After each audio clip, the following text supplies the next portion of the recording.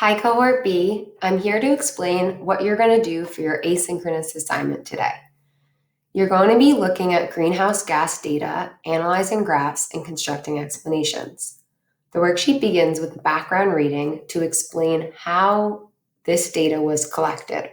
You should have learned about greenhouse gases in the Web Quest last class, and now we're going to be looking at actual data that helps explain some of what you learned. After you complete the background reading, you'll answer 3 reading questions. Your task is to play the role of a researcher that addresses global climate change. You're going to be analyzing data and communicating it through analysis questions so that we can discuss it at our international conference or in class on Wednesday. Your procedure will be to analyze each of the graphs of greenhouse data, answer the questions to assist you in analyzing the data, and be ready to discuss your findings in class on Wednesday. This first graph shows a temperature deviation versus year. Data was collected from 1880 to 1990, and the average for that data was found. That average is indicated as a 0 on this graph. Each data point for the actual data of each year is then plotted based on how different it is from that 0 marker. For example, if the average data was 75 degrees, that is what is represented as 0.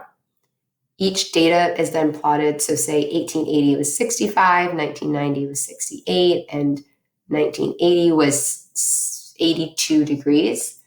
It shows the difference from that average.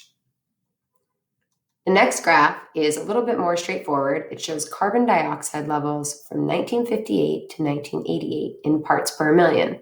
You'll be looking at how the levels of CO2 in the atmosphere changed each year. Graph 3, same thing, measured in parts per million, but this time looking at how the concentrations of methane in the atmosphere changed over time. Graph 4 is nitrous oxide, measured in parts per billion. Again, you'll be looking at how the concentrations changed over time, paying careful attention to what happens in the first half of the graph versus the second half. Our final graph is CFC levels, also known as chlorofluorocarbons, in the atmosphere. You may have noticed that something different happens in the first half than the second half, and you're going to be tasked with thinking about why. When you continue to scroll, you see there are analysis questions. Each set of analysis question is given based on which graph you should be analyzing. You may have also noticed that our data only ever goes up to around 1990. For each data set, you're going to have to predict what happens after 1990 and into the future. Later in the week, we'll be looking at some actual data from 1990 to present, and over time, we'll be looking at predictions for the future based on our current trends. If you continue to scroll down, you'll see that there's an overall analysis. These are 2 bigger picture questions. This one is bolded because it's our main takeaway.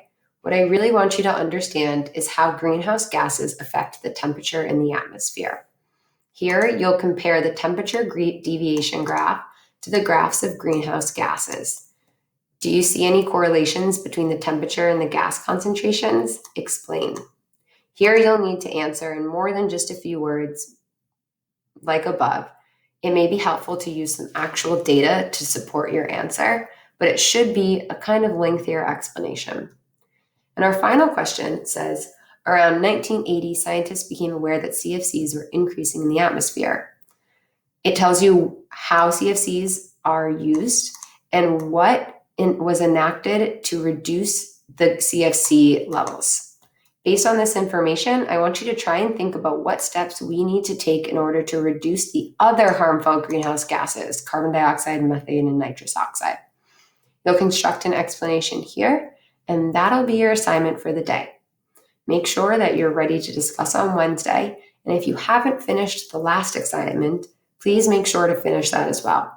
If you have any questions, I'm here to answer. Bye, everyone. See you Wednesday.